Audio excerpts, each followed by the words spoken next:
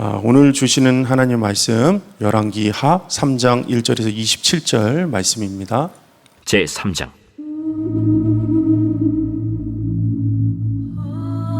유다의 여호사밧 왕 18째 해에 아합의 아들 여호람이 사마리아에서 이스라엘을 12해 동안 다스리니라. 그가 여호와 보시기에 악을 행하였으나 그의 부모와 같이 하지는 아니하였으니 이는 그가 그의 아버지가 만든 바알의 주상을 없이 하였습니다. 그러나 그가 느밧의 아들 여로보암이 이스라엘에게 범하게 한 그 죄를 따라 행하고 떠나지 아니하였더라. 모압 왕 메사는 양을 치는 자라. 새끼양 10만 마리의 털과 순양 10만 마리의 털을 이스라엘 왕에게 바치더니 아합이 죽은 후에 모압 왕이 이스라엘 왕을 배반한지라. 그때 여호람 왕이 사마리아에서 나가 온 이스라엘을 둘러보고 또 가서 유다의 왕 여호사밧에게 사신을 보내 이르되, 모압 왕이 나를 배반하였으니 당신은 나와 함께 가서 모압을 치시겠느냐? 내가 올라가리이다. 나는 당신과 같고 내 백성은 당신의 백성과 같고 내 말들도 당신의 말들과 같으니이다. 우리가 어느 길로 올라가리이까? 에돔 광야 길로니이다. 이스라엘 왕과 유다 왕과 에돔 왕이 가더니 길을 둘러간 지 7일에 군사와 따라가는 가축을 먹일 물이 없는지라. 이스라엘 왕이 이르되, 슬프다. 여호와께서 이 세 왕을 불러 모아 모압의 손에 넘기려 하시는도다. 여호사밧이 이르되, 우리가 여호와께 물을 만한 여호와의 선지자가 여기 없느냐?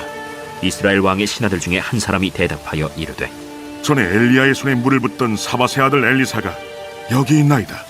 여호사밧이 이르되, 여호와의 말씀이 그에게 있도다. 이에 이스라엘 왕과 여호사밧과 에돔 왕이 그에게로 내려가니라. 엘리사가 이스라엘 왕에게 이르되, 내가 당신과 무슨 상관이 있나이까? 당신의 부친의 선지자들과 당신의 모친의 선지자들에게로 가소서. 그렇지 아니하니이다. 여호와께서 이 세 왕을 불러 모아 모압의 손에 넘기려 하시나이다. 내가 섬기는 만군의 여호와께서 살아계심을 두고 맹세하노니 내가 만일 유다의 왕 여호사밧의 얼굴을 봄이 아니면 그 앞에서 당신을 향하지도 아니하고 보지도 아니하였으리이다. 이제 내게로 검고 탈 자를 불러오소서. 검은 고 타는 자가 검은 고를 탈 때 여호와의 손이 엘리사 위에 있더니 그가 이르되, 여호와의 말씀이 이 골짜기에 개천을 많이 팔아 하셨나이다. 여호와께서 이르시기를 너희가 바람도 보지 못하고 비도 보지 못하되 이 골짜기에 물이 가득하여 너희와 너희 가축과 짐승이 마시리라 하셨나이다. 이것은 여호와께서 보시기에 작은 일이라. 여호와께서 모압 사람도 당신의 손에 넘기시리니 당신들이 모든 견고한 성읍과 모든 아름다운 성읍을 치고 모든 좋은 나무를 베고 모든 샘을 메우고 돌로 모든 좋은 밭을 헐리이다. 하더니 아침이 되어 소재 드릴 때에 물이 에돔 쪽에서부터 흘러와 그 땅에 가득하였더라. 모압의 모든 사람은 왕들이 올라와서 자기를 치려 한다 함을 듣고 갑옷 입을 만한 자로부터 그 이상이 다 모여 그 경계에 서 있더라. 아침에 모압 사람이 일찍이 일어나서 해가 물에 비침으로 맞은편 물이 붉어 피와 같음을 보고 이르되, 이는 피라. 틀림없이 저 왕들이 싸워 서로 죽인 것이로다. 모압 사람들아, 이제 노력하러 가자.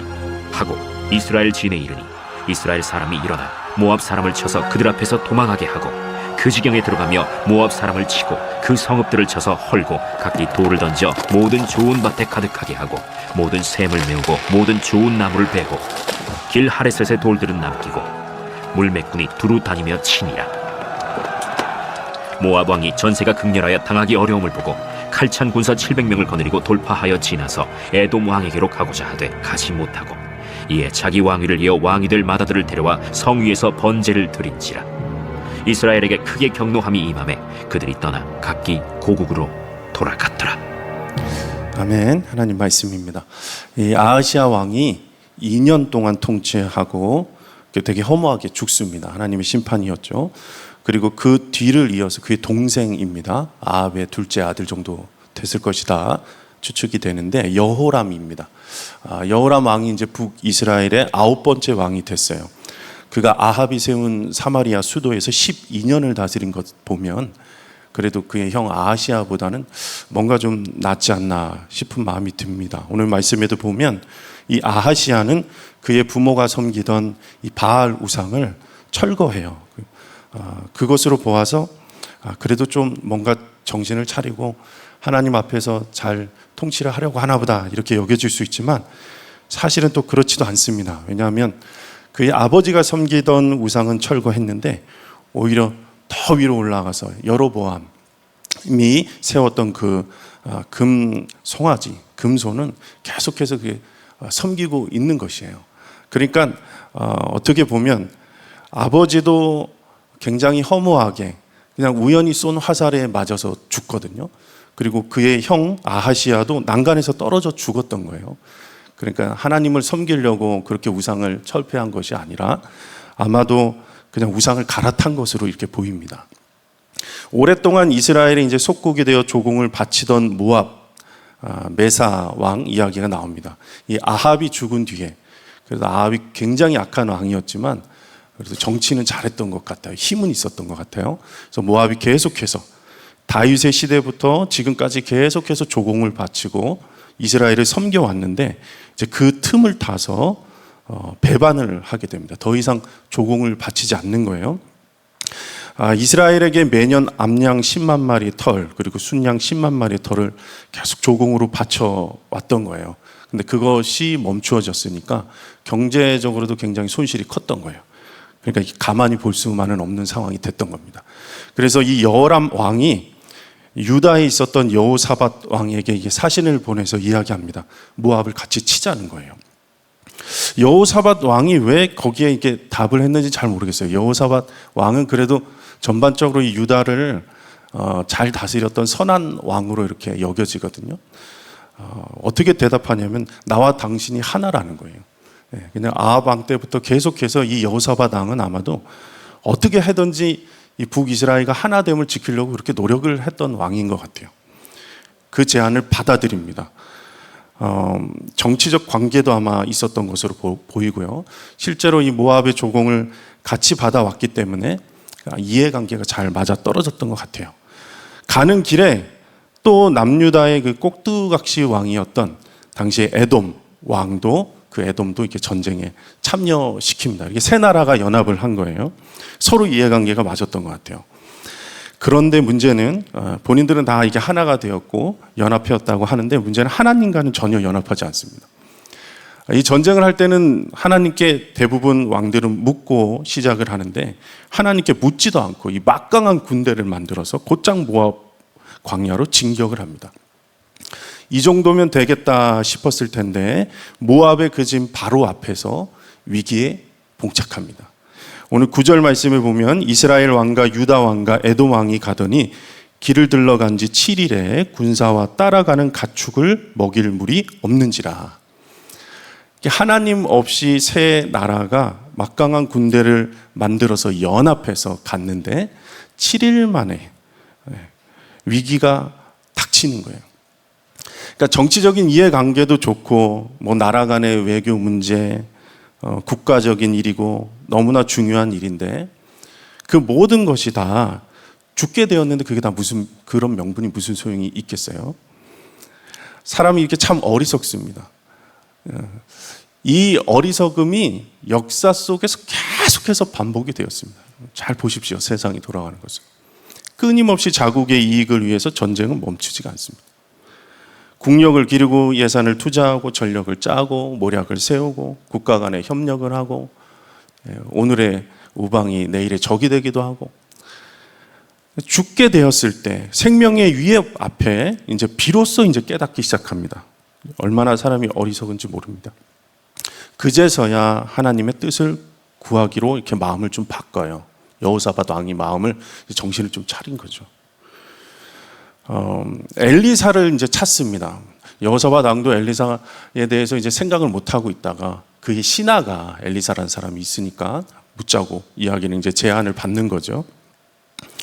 예전 그 아합 왕 때도 마찬가지입니다. 혹독한 기근 때문에 엘리야를 찾았었거든요. 그때는.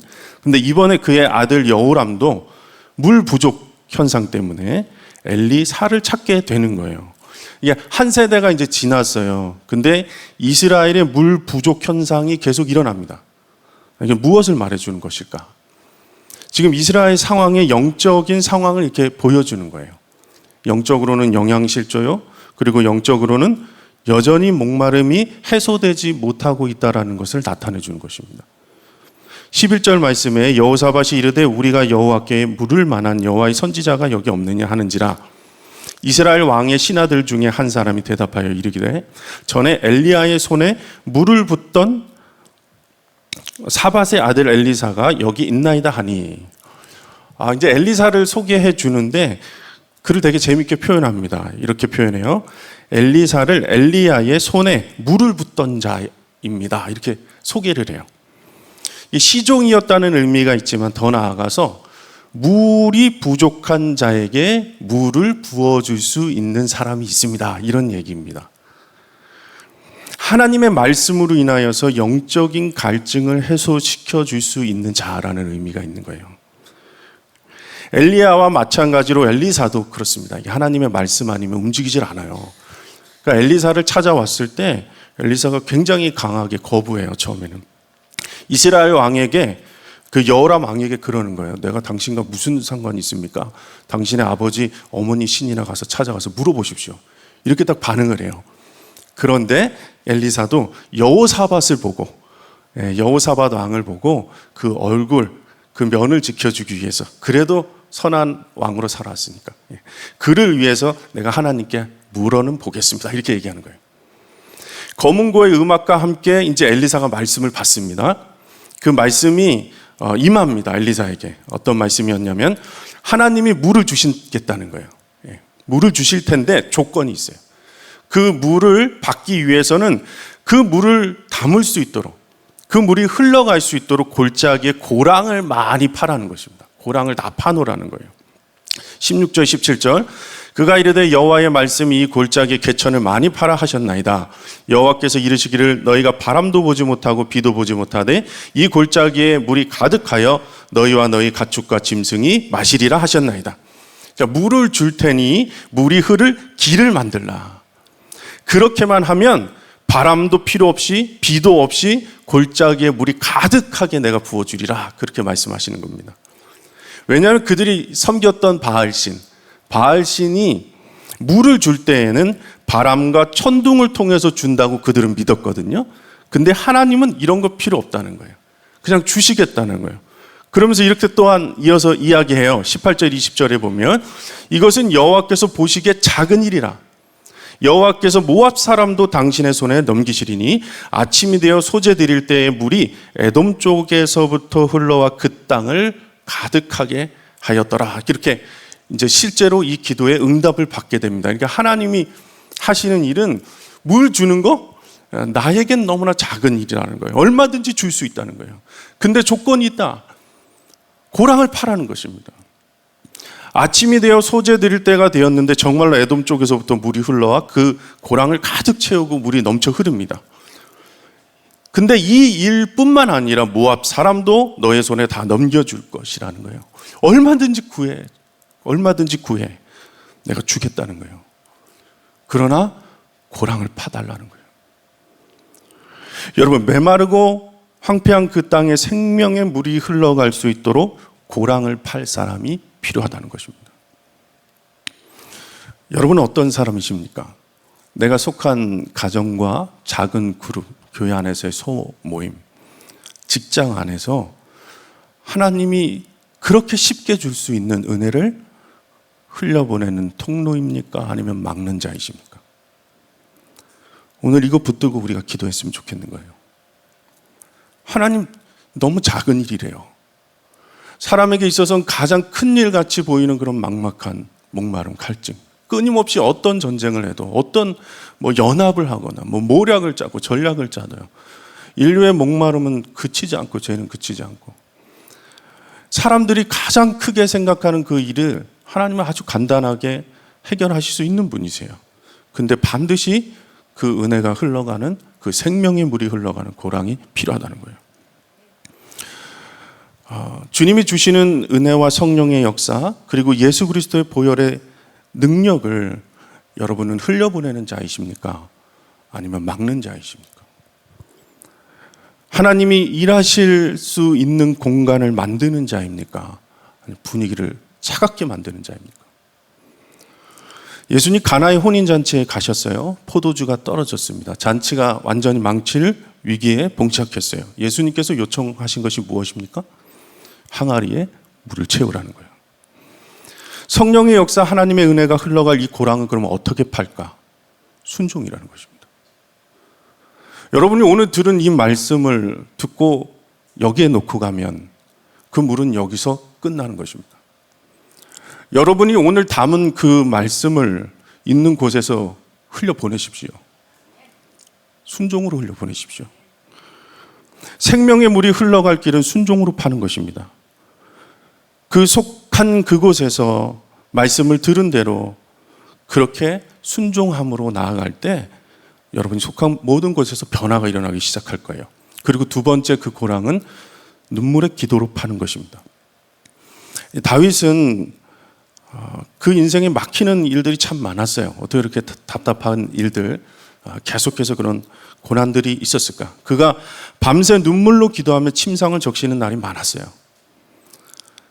이 땅에서는 여전히 눈물 흘릴 일이 많다는 것입니다. 여전히 기도할 일이 많아요. 내 형편을 보고, 내 가정을 보고, 내 직장을 보고, 이 땅에 흘러가는 모습들, 다음 세대 형편, 교회를 보면 눈물이 나지 않을 수가 없습니다.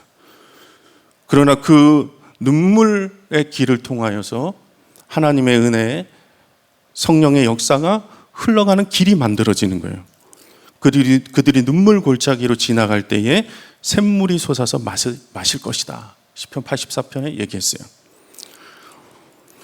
이 땅에서는 흘릴 눈물이 여전히 많지만 그 눈물은 주님 나라 가면 다 닦는 것이에요. 여러분, 순종과 기도를 통해 주 예수 그리스도의 생명의 복음이 흘러가는 거예요. 영원히 목마르지 않는 그 물. 내가 주는 물을 마시는 자는 영원히 목마르지 아니하리라. 약속하셨잖아요. 기도하시고 순종하시고 기도하세요. 예수님이 그렇게 흘러가게 살리실 것입니다. 그래도 옳고 그른 것 따져야죠. 그래도 할 말은 해야 되죠. 끊임없이 부정적으로 말하고 불평하고 원망하고 저도 그랬습니다. 다 그 길을 막는 거예요. 예수님께서 우리를 살리시기 위해서 완전한 순종으로 십자가 지셔서 보혈의 길을 만들어 주셨잖아요. 길과 진리 생명 되어서 그분 자신이 길이 되셔서 그 순종으로 말미암아 하나님 나라 길을 만들어 주셨잖아요. 다 막는 일입니다, 이것은. 우리의 불신과 말로 왜 길을 다 막냐고요. 주님이 용서해라, 감사해라, 기도해라, 사랑해라 했잖아요. 용감 기사. 이것만 지켜도 놀라운 변화가 일어날 겁니다. 하신 말씀 그렇게 붙들고 순종하여 가족들과 자녀들의 구원의 길 열어주십시오. 길을 막는 자의 삶을 청산하십시오. 길을 내는 자가 되십시오. 그렇게 되면 그 길로 하나님의 역사가 일어나 그 길로 원수들도 무너진다는 거예요. 22절 아침에 모압 사람이 일찍 일어나서 해가 물의 비침으로 맞은편 물이 붉어 피와 같음을 보고, 이제 모압 사람들이 일어났는데 그 가득 찬 물이 아침 일찍이니까 아마도 햇빛이 이렇게 비쳐서, 붉은 빛이 비쳐서 아마 물이 붉게 보였나 봐요. 물이 찬 것도 어디서 왔는지도 모르겠고 갑자기 그런 일이 있으니까 이 모압 군사들이 그들이 자기들끼리 싸우다가 피 흘려가지고 저렇게 됐나 보다, 이제 가서 치자 한 거예요. 완전히 판단력이 없어진 거죠. 하나님 그들의 눈을 가리신 겁니다. 그 원수들의 눈을 가리신 거예요. 가서 싸우자 했는데 이스라엘 군사들이 대기하고 있다가 그들을 아주 크게 모두 죽입니다. 주님께서 약속하신 대로 모압의 성읍까지도 뺏게 그렇게 해주십니다. 주님이 주시는 은혜의 해가 사람의 순종으로 모인 물과 만났을 때 붉게 되었더라. 이것을 기억하셔야 돼요. 가나의 혼인잔치에서 예수님이 그대로 이루신 일입니다. 예수님이 주인 되심과 그리고 물 떠오는 하인들의 순종이 만나서 물이 변하여 포도주 된 것입니다. 붉게 된 것입니다.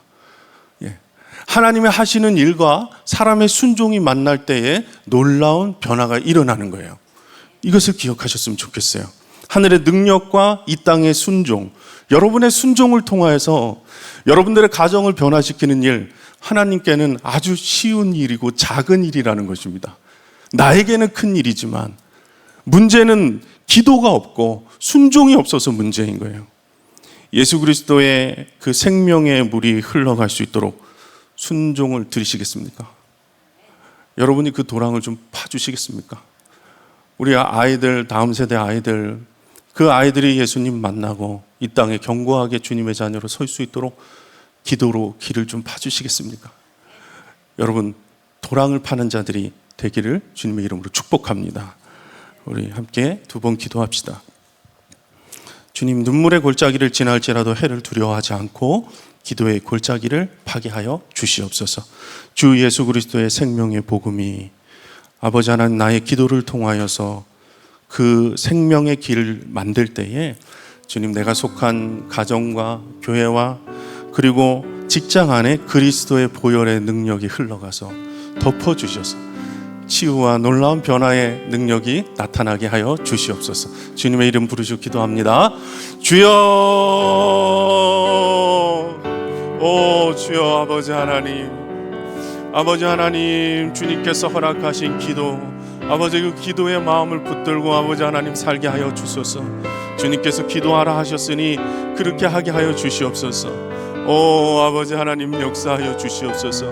주님 아버지 하나님, 눈물의 기도의 길을 만들고 그 고랑 가운데 주 예수 그리스도 생명의 샘이 흘러가게 역사하여 주시옵소서. 오 주여, 주의 보혈로 덮으셔서 놀라운 은혜가 우리 가정 가운데, 내가 속한 곳에 아버지 주의 보혈로 덮이는 통로가 되게 하여 주소서.